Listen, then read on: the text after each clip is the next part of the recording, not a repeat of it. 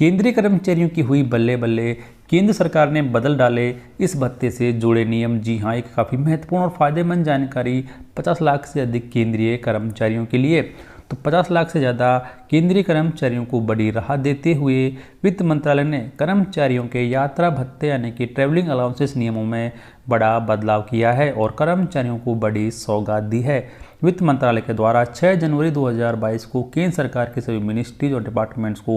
यह आदेश जारी किया है और आदेश में कहा है कि सेवानिवृत्ति के समय मिलने वाले कंपोजिट ट्रांसफर ग्रांट्स यानी कि सीटीजी की शर्तों में बड़ा बदलाव केंद्र सरकार के द्वारा कर दिया गया है। आदेश में आगे कहा गया है कि मौजूदा नियमों के अनुसार रिटायरमेंट के बाद अपनी अंतिम ड्यूटी पॉइंट या उससे 20 किलोमीटर की दूरी तक सेटल होने के लिए एक सरकारी कर्मचारी को देय सीटीजी के 20% के बराबर राशि का भुगतान किया जाता है। लेकिन वित्त मंत्रालय को इस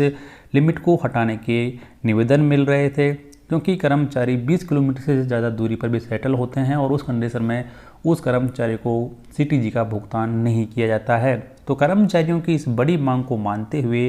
वित्त मंत्रालय ने कहा है कि यह 20 किलोमीटर तक की दूरी की जो शर्त थी उसे हटा लिया गया है, लेकिन कंडीशन यहाँ पर ये रखी है कि उस कर्मचारी का जो आवास है उसमें आवास का जो पता है उसमें बदलाव हुआ हो। मतलब कि अब एक सरकारी कर्मचारी को उसके अंतिम ड्यूटी स्टेशन से 20 किलोमीटर की दूरी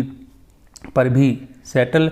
होने पर भी सीटीजी का भुगतान किया जाएगा, यानी कि जो पहले 20 किलोमीटर की लिमिट थी उसे हटा दिया गया है। अब यदि कर्मचारी 30 किलोमीटर हो चाहे 100 किलोमीटर की दूरी पर भी सेटल होता है तो उसे भी यहाँ पर सीटीजी का भुगतान किया जाएगा। आदेश में आगे कहा गया है कि अब एक कर्मचारी को उसके अंतिम ड्यूटी स्टेशन या फिर अलग स्टेशन पर सेटल होने के लिए फुल सीटीजी जो कि उसकी अंतिम बेसिक पे के 80% के बराबर होता है उसका भुगतान किया जाएगा। यानी कि अब एक सरकारी कर्मचारी चाहे वो अपने अंतिम ड्यूटी स्टेशन पर सेटल हो या फिर कहीं भी दूसरी जगह पर सेटल हो तब भी उस केंद्रीय कर्मचारी को फुल सीटीजी जो कि उसकी अंतिम बेसिक पे के 80% के बराबर होता है उसका भुगतान किया जाएगा। और आदेश में आगे बताया गया है कि आवास में बदलाव के लिए कर्मचारी को निर्धारित फॉर्मेट में एक स्वघोषित प्रमाण पत्र सबमिट करना होगा जो कि इस आदेश के साथ में लगाया गया है। यदि कर्मचारी 20 किलोमीटर से ज़्यादा कहीं सेटल होता है तो उस कर्मचारी को इस फॉर्मेट में एक सर्टिफिकेट सबमिट करना है कि उसके आवास से बदल गया है और उसको पूरा 80% जो बेसिक पे है उसके बराबर सीटीजी का भुगतान किया जाएगा। आदेश में आगे यहाँ पर ये भी कहा गया है कि अंडमान निकोबार और लक्षद्वीप से या फिर वहाँ सेटल होने वाले कर्मचारियों को उनकी अंतिम बेसिक पे का 100% यानी कि 100% सीटीजी का भुगतान किया जाएगा जो कि केंद्र सरकार के द्वारा 13 जुलाई 2017 को जारी किए गए आदेश में कहा गया था, तो वो सेम लागू रहेगा। और इसके अलावा आदेश में ये भी कहा गया है कि जो नए नियम हैं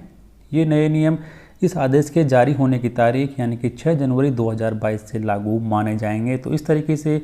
50 लाख से ज़्यादा केंद्रीय कर्मचारियों को वित्त मंत्रालय ने बड़ी राहत दे दी है और अब एक केंद्रीय कर्मचारी रिटायरमेंट के बाद में कहीं पर भी सेटल हो उसे अब 80% बेसिक पे के बराबर जो सीटीजी है उसका भुगतान किया जाएगा। तो इस तरीके से काफ़ी